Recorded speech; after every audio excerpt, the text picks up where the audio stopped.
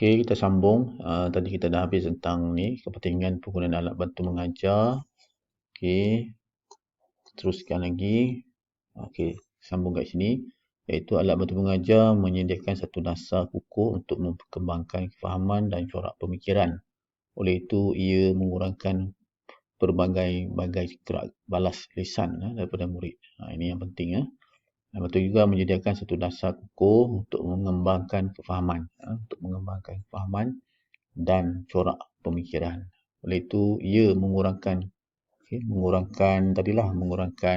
gerak balas lisan daripada murid. Jadi, mereka ada benda tu, dia lebih faham lah pelajar ni. Okey. Alat bantu mengajar juga mengekalkan satu dasar untuk memperkembangkan pembelajaran murid dan menjadikannya pembelajaran mereka lebih kekal. Itulah, lebih kekal. Okey, seterusnya alat bantu mengajar juga menolong menjadikan pembelajaran murid-murid lebih mendalam tentang kefahaman isi pengajaran. Lebih mendalam, lebih detail. Okey. Okey, alat bantu mengajar juga contoh kita terang tentang IC. Kita terang tentang transistor. Jadi orang tak nampak apa itu transistor. Jadi kita kena tunjuk dia simulasi, tunjuk dia punya karakteristik dia, tunjuk bahan tu kepada pelajar melalui slide dan sebagainya, ada gambar dia kan. Dan untuk lebih baik lagi, fungsi dia kat mana. Okey. Inilah fungsi yang dipanggil sebagai alat bantu mengajar. Alat bantu mengajar juga menawarkan pengalaman yang sebenar dan menjadikannya pengajaran yang lebih menarik.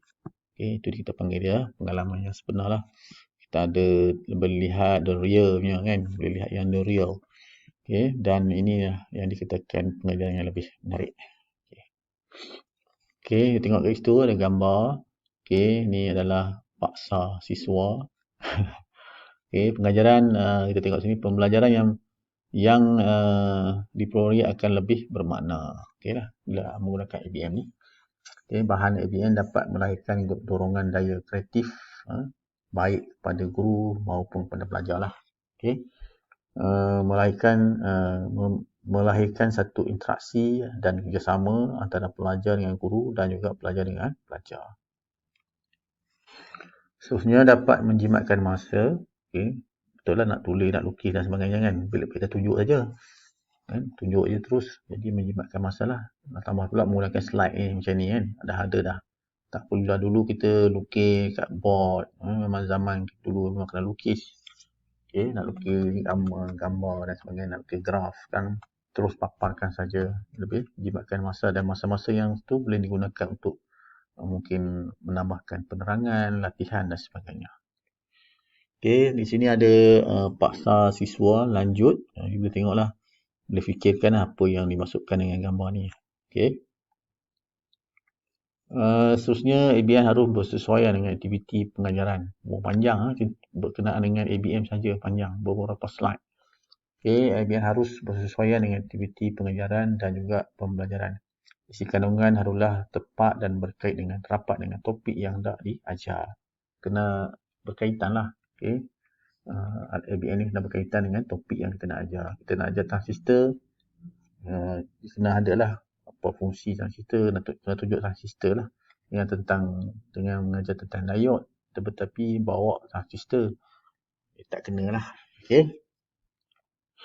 ABM harus mengandungi idea-idea dan reka bentuk yang asli dan tersendiri.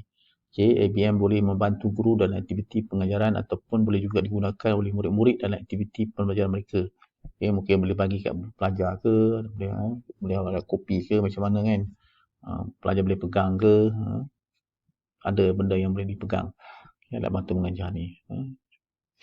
Okay, dengan lain perkataan, guru boleh menyampaikan konsep dengan lebih mudah. Okay. Cepat dalam dengan adanya ABM. Murid-murid pula dapat mempelajari konsep itu dengan lebih tepat, penuh minat dan lebih kekal dalam ingatan. Reka bentuk ABM adalah menarik, berkesan untuk menarik perhatian, menimbulkan minat murid-murid. Alat ini harus disediakan dengan menggunakan gambar yang berwarna. Jangan gambar gelap kan. Gambar hitam putih tak menarik lah. ABM harus disediakan dengan pembelanjaan yang rendah dalam masa yang berpatutan lah. Janganlah beli yang mahal kan. Itu pun kena ada juga. Kalau benda tu boleh digunakan lagi akan datang tu okey lah. Okay. Mungkin boleh, kita kena tengok juga kos dia berpatutan. Okay. Tiada guna membuat IBM dengan pengajaran yang terlalu tinggi menggunakan masa yang lama untuk menyediakannya. Okay. Kita kena jimat juga kos dan juga masa. IBM harus disediakan dalam saiz yang berat. Saiz dan juga dalam saiz dan berat yang sesuai lah. Nak bawa pun sukar Contohnya kita nak tunjuk mesin. Takkan nak bawa mesin kan. Berat mesin tu. Okay. Contohnya pembelajaran tentang automotif kan, ataupun welding yang berkaitan dengan elektronik. Nak bawa transformer yang besar, takkan nak bawa transformer besar kan. Macam itulah contoh. Sumber pengajaran pembelajaran haruslah mengandungi nilai-nilai murni yang tinggi. Guru tidak harus menggunakan bahan-bahan seperti gambar yang tidak sopan. Misalnya memakai baju yang menunjuk mata, menggunakan bahan-bahan. Jadi kamu nak buat micro teaching ataupun macro teaching nanti, pastikanlah menggunakan ABM. Menggunakan ABM yang sesuai, gambar-gambar yang sesuai lah. Jangan yang menjolok mata dan sebagainya. Itu salah satu. Okay, mestilah berkaitan. Yang berkaitan dengan topik yang nak diajar. Dari segi saiz, kos, janganlah kita kata berpatutan dan sesuai lah. Okay. Kurangnya kemahiran guru dalam memilih jenis alat bantu mengajar yang sesuai. Inilah tekan kena ada kemahiran juga nak pilih. Kita nak pilih yang mana yang tak sesuai. Kurangnya kemahiran guru dalam mengaplikasi alat bantu mengajar. Ini adalah kelemahan penggunaan alat bantu mengajar. Okay, kita pilih yang salah. Okay, kekurangan kemahiran guru berbagai aplikasi alat bantu mengajar. Kadang-kadang kita tak tahu nak guna alat itu. Kesukaran dalam menyediakan alat bantu mengajar. Seperti kurangnya alat perkakasan. Betul lah. Dia pun masih lagi kurang tentang board ni. Masalah nak tulis kat skrin yang agak sukar. Dia tidak dipanggil sinkronas. Kita tulis, dia tak tulis lagi. Jadi itulah masalah bagi saya lah. Okay, keperluan yang mempengaruhi guru. Nak beli pun takut dah nak face to face. Jadi menjadi tanda tanya. Kadang-kadang kita kena beli yang mahal juga supaya dia lebih sesuai lah untuk mengajar ni. Okay. Faktor pelaksanaannya yang kadang-kadang mendatangkan masalah. Itulah kadang-kadang masalah. Tambah-tambah menggunakan komputer kan, ada komputer hang dan sebagainya, tak keluar, tak sama version. Tak dapat nak dipancarkan. Macam-macam lah. Ketika tu line tak ada. Inilah masalah teknologi mendatangkan masalah pula. Dalam kelas pun tak dapat nak dijalankan. Semua idea dekat situ. Tidak ada plan A, plan B lah. Okay, seterusnya kita pergi kepada kemahiran aspirasi pelajar. Okay, kemahiran aspirasi pelajar, kita tengok apakah yang dimaksudkan dengan aspirasi pelajar ni. Okay, sistem pendidikan Malaysia berhasrat memastikan setiap murid mencapai potensinya. Potensi sepenuhnya. Setiap pemimpin sekolah, guru, ibu bapa dan masyarakat mempunyai peranan penting dalam memastikan generasi muda ini mencapai aspirasi yang diharapkan. Okay. Semangat falsafah ataupun semangat falsafah pendidikan kebangsaan tentang pendidikan seimbang diperlihatkan dalam 6 ciri. Ciri ini bukan sahaja menekankan kepentingan pengetahuan tetapi juga pembangunan kemahiran pemikiran kritis, kreatif, inovatif, kemahiran memimpin, kemahiran dalam bahasa Malaysia, dalam bahasa Inggeris, sasiah dan juga nilai, serta semangat identiti nasional yang kuat. Okay, ciri ini turut memberi penekanan kepada usaha bagi membolehkan semua murid memberi sumbangan bermakna kepada keluarga, masyarakat dan juga negara. Ini dipanggil aspirasi pelajar lah. Ataupun cita-cita pelajar, kemahiran aspirasi. Okay. Melalui sukan, seni serta aktiviti kurikulum dalam membangunkan kepribadian murid. Yang dikatakan aspirasi pelajar. Okay. Kemahiran aspirasi ni yang melibat pada pengetahuan. Kita lihat dari segi pengetahuan. Pada peringkat asasnya, setiap murid perlu memiliki keupayaan literasi dan juga numerasi sepenuhnya. Okay. Kiri ini melengkapkan mereka dengan kemahiran hidup asas seperti serta berfungsi secara berkesan dalam masyarakat, membolehkan mereka memupuk nilai untuk diri sendiri. Okay, nilai contohnya buang sampah, gotong royong dan sebagainya, ni panggil nilai lah, membantu. Okay. Yang dipanggil kemahiran hidup ataupun dulu panggil KS kan, kemahiran asas lah untuk diri sendiri, masyarakat juga dan negara. Okay. Yang paling asas. Okay. Di samping juga penting murid menguasai mata pelajaran teras. Inilah yang asas ni.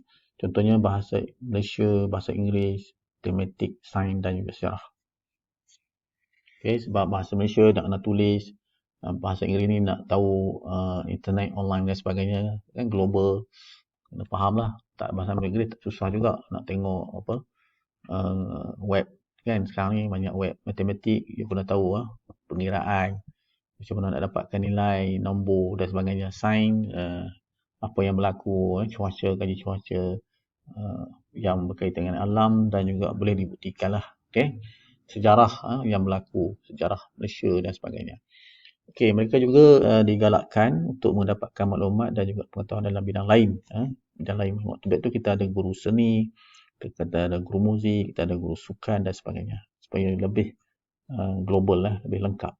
Selain daripada pengetahuan bidang ini, murid juga perlu mempunyai keupayaan mengaplikasi pengetahuan ini dalam situasi harian. Okay, kita gunalah main muzik dan sebagainya. Okay. Nak apply benda tu lah, apply seni, boleh lukis kat dinding sekolah.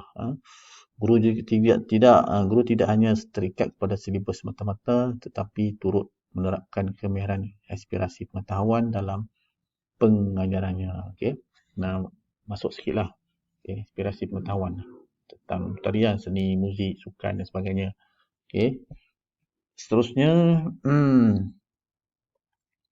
setiap murid perlu membina kemahiran inquiry dalam belajar secara untuk terus mendapatkan pengetahuan sepanjang hayat. Inquiry ni kemahiran inquiry ni mungkin dari segi kalau kita panggil dia supaya mengenai kait pelbagai pengetahuan lah, dan sepanjang hayat, terus belajar, kita panggil dia explore, eksploitasi dan sebagainya. Buat analisis, sintesis yang melibatkan dengan inquiry ni. Berhubung kait pelbagai pengetahuan dan mewujudkan pengetahuan baharu. Berfikir aras tinggi, mampu untuk melakukan inovasi yang amat kritikal tu yang kita ada sekarang ni, pertandingan inovasi di sekolah kan.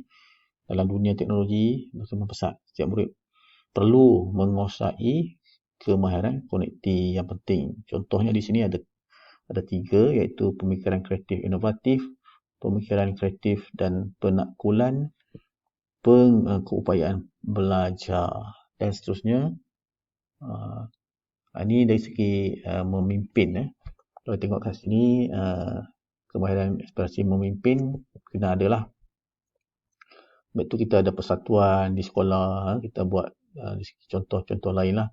Konteks pendidikan, kepimpinan 4 unsur iaitu melibatkan keusahawanan, berdaya tahan, kecerdasan emosi, keterampilan berkomunikasi. Jadi secara detailnya tu ada di situlah. Mengambil inisiatif, mewujudkan pembangunan penyelesaian sendiri, membina cara pemikiran yang konstruktif, berupaya memahami dan bekerja secara berkesan.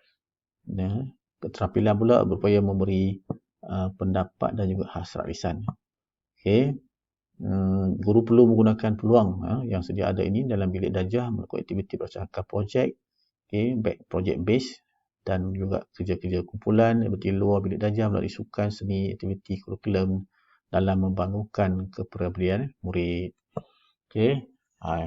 Itu sajalah untuk sesi yang kedua ni. Jadi kita akan sambung lagi di hari-hari akan datang tentang ni. Kita akan lihat balik tentang kemahiran aspirasi ni. Kita ada sambungan selepas ini. Kita jumpa lagi. Sekian. Terima kasih.